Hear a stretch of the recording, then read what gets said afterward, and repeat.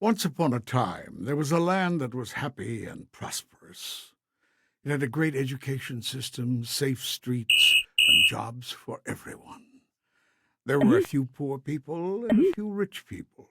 Most were in the middle. The people of this land paid for their good life by investing in their future together.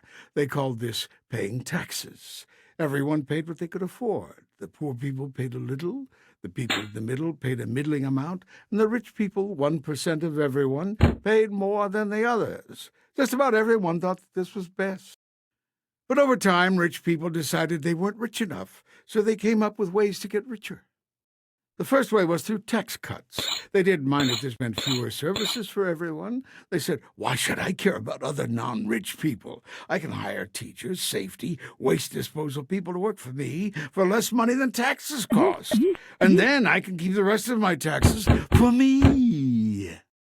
The second way rich people got richer was through tax loopholes. These are laws that allow people to avoid paying taxes, with the idea that it's beneficial for other people too, if this group didn't pay. The third way rich people got richer was to pay no taxes at all. This is called tax evasion. Of course, if all the people did this, everything would fall apart. But rich people and giant companies they owned figured no one would notice. This is illegal, but many did it anyway. And so it went. In 20 years, rich people doubled their share of the land's income. Schools, public safety, the roads, parks, libraries, public transportation all went into decline. The rich people didn't care. They said everyone gets what they deserve, and they bought their own teachers, police, garbage collectors, and transportation. They also bought something else, elections. They spent so much money on politics, they elected people who liked what they liked. More tax cuts for the rich and big businesses, and fewer schools, road repairs, police, firefighters, and nurses for everyone else. When the 99% became upset, the rich people and their politicians said, "There is no other way." They repeated this so often many people believed them. Meanwhile, instead of investing in things that most people could use, and instead of providing jobs that paid people well like they used to, rich people found they could make more money on Wall Street. Wall Street is a place where money makes money. Here, the 1% made money so fast that they devoted more and more money to it.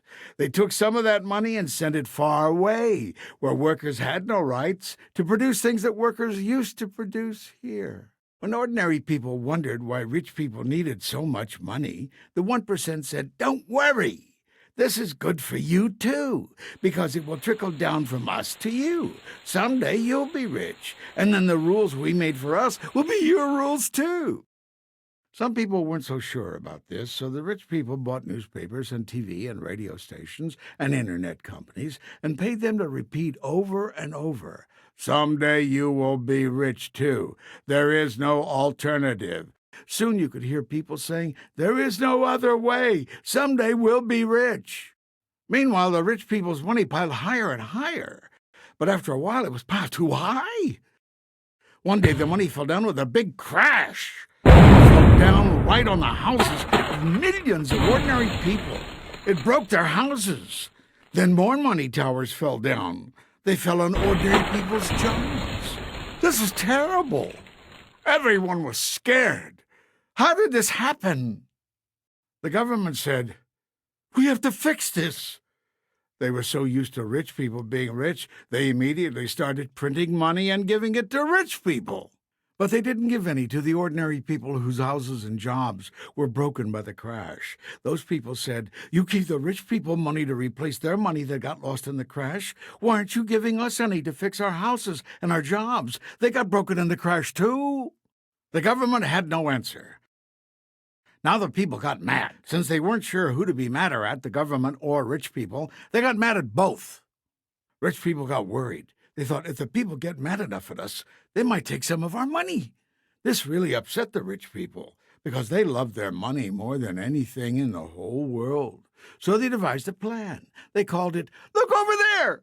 Whenever people said, "How come you rich people are getting richer while all the rest of us are losing our houses, our jobs, and our schools?" the rich people pointed at someone else and said, "Look over there!" First they pointed at the people whose houses were broken and said, "Look over there! Poor people caused the crash. They built their houses in the wrong place.